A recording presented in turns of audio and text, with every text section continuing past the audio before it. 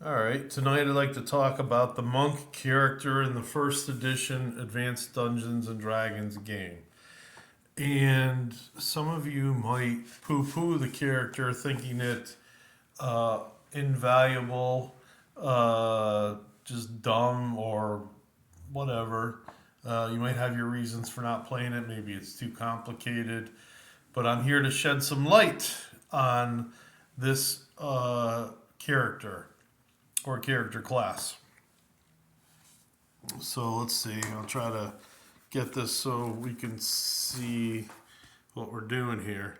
So the first edition character monk is a character class information. Okay, as the book says, strength 15, wisdom 15, dexterity 15, and a constitution of 11. I recommend to all the games out there for dungeon masters, uh, if they can't roll up the 15s needed, just let them have the 15s. Let them play the character. All right? It's not really going to matter in the long run.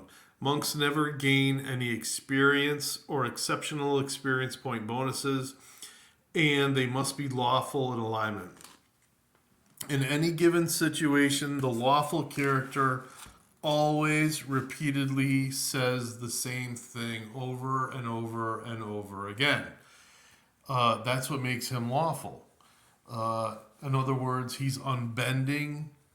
He's, chooses the same thing, A over B over C, every single time. He will always pick A. In other words, he's consistent with his decision making. That's one thing you have to remember. Monks attack on the cleric attack matrix, but make their saving throws as a thief would. Um, when attacking any creature with the same musculature system as a human, they add 0.5 damage to any creature hit per level of the monk. That is, a 5th level monk would add 2.5 damage. This bonus applies only when the monk is using a weapon, not open handed attacks. The kinds of creatures that apply are humans, demi-humans, and the giant class or the goblinoid classes listed on page 22 in Arthur Arcana. Other creatures do not get this bonus damage. And all I can say is if you're left with the 0.5, you just roll a 6-sided die. 1 through 3 means lower. 4, 5, 6 means he probably gets the extra point of damage. It's as simple as that. You don't ever give a creature 0.5 damage. Let's see here. Or that was using a weapon. Open hand stunning. In order for any monk, my friends are texting me like crazy here. In order for any monk to stun for 1d6 melee rounds an enemy, the monk needs to make an open hand attack which rolls 5 or more over what he needs to hit. Of course, this would have to be an enemy that could be stunned. The DM has to think about that. Could this creature be stunned? Can it not be stunned? Open hand instant kill. To kill an enemy instantly. Again, any creature that could be stunned can be killed instantly. The chart below gives us an example of the low percent of chances doing so. So you've got an enemy armor class, say it's a townsperson at AC 10. Normal clothes, no dexterity bonus, just walking the streets. At first level, he's got a 4% chance to instantly kill a person walking the street. That punch, pushing the nose up into the brain, breaking the neck, breaking the spine, however you want to describe it as a dungeon master. And then it goes up from there. You've got the armor class, and you've got the level of the monk.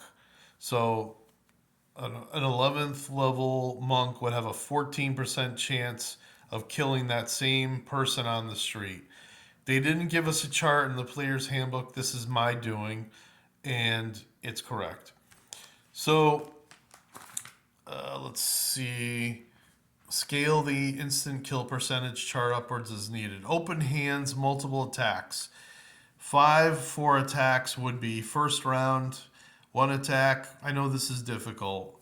Like you've got the attacks here, so it's 1 and then 5 4. So every 4 rounds, the monk is getting 5 attacks. So it'd be round 1, 1 attack. Round 2, 1 attack. Round 3, 1 attack. Round 4, 2 attacks. And then you would start over again. Okay? If he switches to a new combatant, you continue this ratio. But if there's a round that the monk does not attack, you have to start over and it begins the first attack on the first round. Okay, is that understood? All right. Let's see. Non-magical missiles or spells that hurl non-magical projectiles can be dodged or knocked aside with a saving throw versus petrification. You have to see the Dungeon Master's Guide for the saving throws therein. This only applies when the incoming missile is at the monk's front or sides, not the rear. The amount of missiles that can be dodged is unlimited. This is, after all, a fantasy game. Against frontal and side incoming spells that can be dodged, fireball, lightning bolt, etc. If the monk makes its saving throw and is successful, no damage. At 9th level and upwards, even if the monk fails its saving throw, he only receives half damage. When saving against either deflecting missiles or dodging incoming spells or hurled items, the monk may use his dexterity reaction bonus if he has any. In the case of lightning bolt, fireball, etc., the monk is considered to have dived successfully out of harm's way. This may result in the movement of his miniature to reflect this. So you either want to move the miniature either completely outside the area of effect or at the edge of the area of effect. Whatever you can do. Otherwise, you might as well leave the missile there. Leave the miniature there, and say somehow he was able to dodge it. The monk surprising. First level, the monk has, monk surprising. So this is a chance for the monk being surprised, I believe. Yeah. And it's basically you're rolling a 6-sided die for the rest of the party, probably excluding the barbarian class, and probably the only other class is the monk. Which are percentile rolls, which get worse and worse and worse for any enemies as the game continues and the monk and the barbarian continue to rise in levels. Always roll percentile dice against the monk's surprise chance after the first level. Monks speaking with animals. Monks can talk to animals at 3rd level and beyond. This ability is unlimited. However, expect somewhat interesting results. Just because the monk can talk to animals doesn't mean that they're going to want to talk to him. I recommend making some sort of a encounter reaction check with obviously ignoring any kind of hostile reaction unless you think that there's some sort of chance.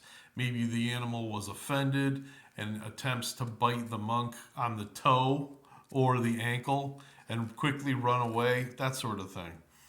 Monks only have 1 initial weapon slot at 1st level. They do gain additional weapon slots every other level, however. So 1 more at 3rd, another at 5th, and so on. Monks get 3 non-weapon proficiency slots as thieves at start. This is my game. You might want to do it different. Remember to add additional slots due to a high intelligence score, if any. In other words, they can trade languages for slots. Again, the dungeon master, everything right there is up to the dungeon master, and this, of course, has to do with non-weapon proficiency slots. Let's see. Monks may get thieving, general, or priest non-weapon proficiencies, except for religion and spellcraft, as they are not the monk's forte. At 5th level, the monk can no longer be affected by haste or slow spells or potions. The monk cannot simply let the spells work on him, they just won't work any longer. Sorry about the glare. Magical and cursed diseases can affect the monk. I don't care what it says in the book. Lycanthropy is a cursed disease, and mummy rot is a magical disease. Beware. Monks, same as paladins. Paladins are immune to diseases and things like that. Well, guess what? When they're combined with magic, they're affected by it. Monks speaking with plants. This ability is similar to speaking with animals. Information will be limited and varied. However, the duration of this ability once gained is unlimited in its usage. All right. This is something I recommend for dungeon masters if they decide to have, say, a group of monks. Make a NPC sheet similar to this. I've got their powers here. You've got something, traits and abilities of the monk. You've got probably, or you could just change that with, here we go, items carried and worn. Please remember that monks cannot have too many things. They're basically, they've got like kind of a sworn thing where they've got like a sworn thing of poverty. Let's see. And you've got a little thing down here telling you like what they do not have. Let's see, favorite weapon and all that for combat, your hit points. So anytime I need this, I just photocopy that. These are some orders for monks that I made up just in general, and you can use these if you want. I know it's, again, the glare. Let's see. So again, the top one, it's Order of the White Lotus. They're lawful good. There's their leader. He's level 17.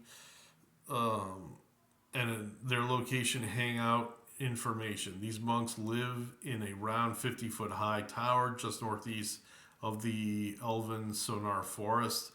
They sometimes trade with elves and once a month trek to Eidolon to purchase goods or services. 30 monks with a 17th level wizard ally. So each of them will have like a description, and then I did like even a greater thing here. The same thing, sorry again for the glare, Order of the White Lotus, Cyrus Muldoon, lawful good. These monks live. All right, here we go. A man named Varric Tobias formed this order 400 years ago when evil, tyrannical necromancers outlawed all steel weapons. The warriors of the land learned unarmed combat to overthrow these madmen with their wicked dreams of conquest. It is said that they remain vigilant, for legends warn that one day the necromancers will someday return. So that's how their organization has lived and studied all these years. They've got an ally. I forget what. I think I just kind of not randomly, but just chose like no lands or whatever for this. These are all kind of made up places and stuff.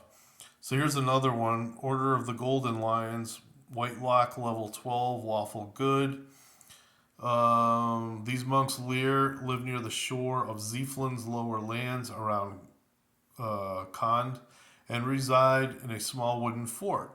They are a relatively new order, splitting off from the Fists of the East a while ago. Whitelock became annoyed with his position in the order, and to tell the truth, the order became too top heavy with masters.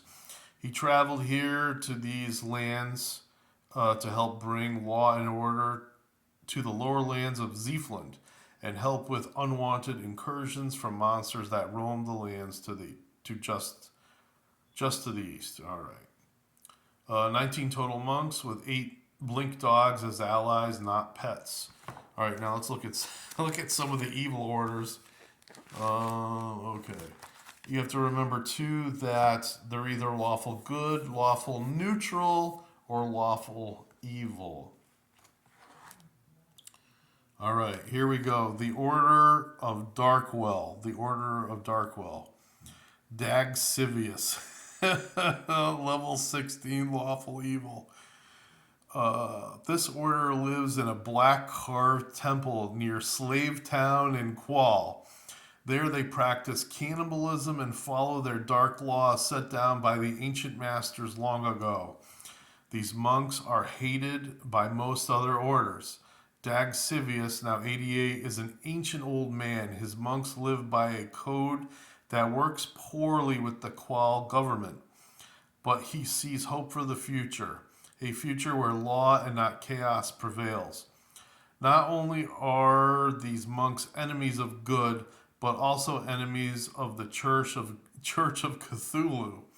In almost every instance, these monks use poison in their attempts to kill enemy monks. Tread carefully. Wow. There's more. No, there's not.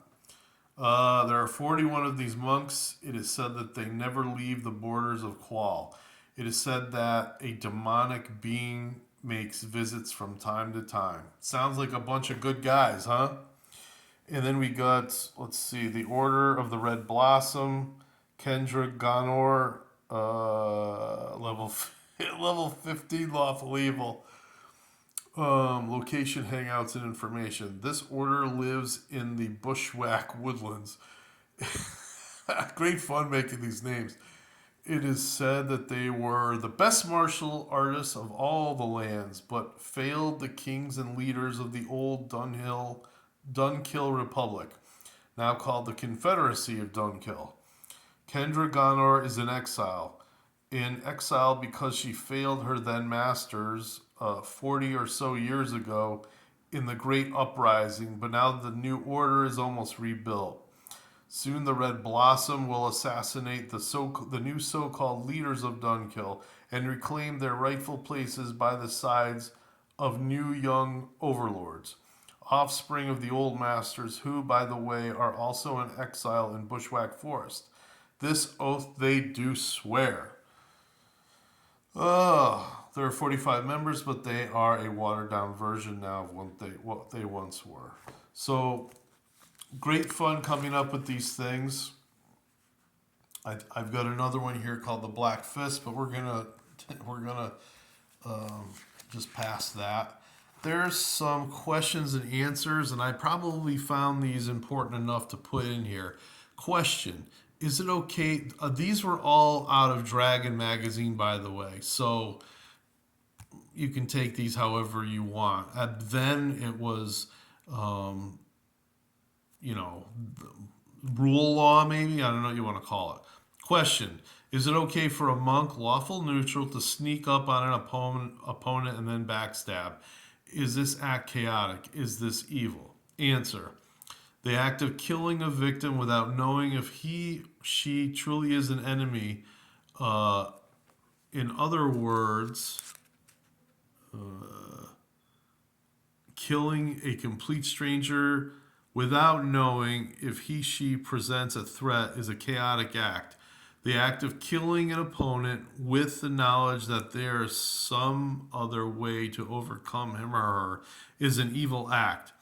It would seem permissible for the lawful neutral monk or any other similarly aligned being to attack a known enemy from the back when the circumstances make it necessary to kill the foe. So I totally agree with that. And that would be a notch or a step back to the monk if they were to do that. If they ask me, however, I will give them, that kind of information. Okay, which attack table do monks use? And we've already talked about this. The book says that they use the thief table, but I remember reading somewhere that they use the cleric table. All monks attack as clerics. Do monks get dexterity bonuses to armor class? How about strength bonuses to damage? Does a monk get the AC modifier for his martial arts style? Dexterity never affects the armor class of the monk. Monks never get strength bonuses. Okay. Can paladins contract lycanthropy? Yes, they can. Let's see.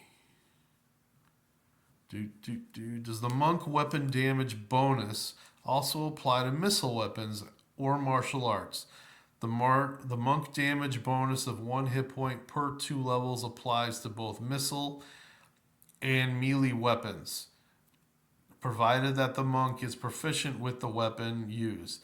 This bonus does not apply to martial arts.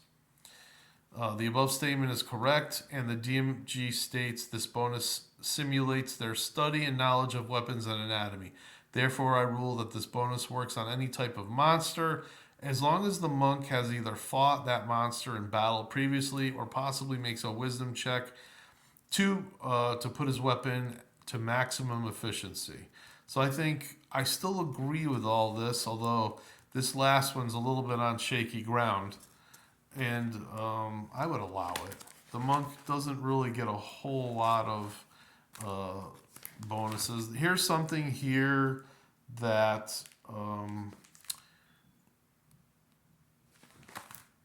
there's just a bunch of questions and answers here I've taken from Dragon Magazine over the years.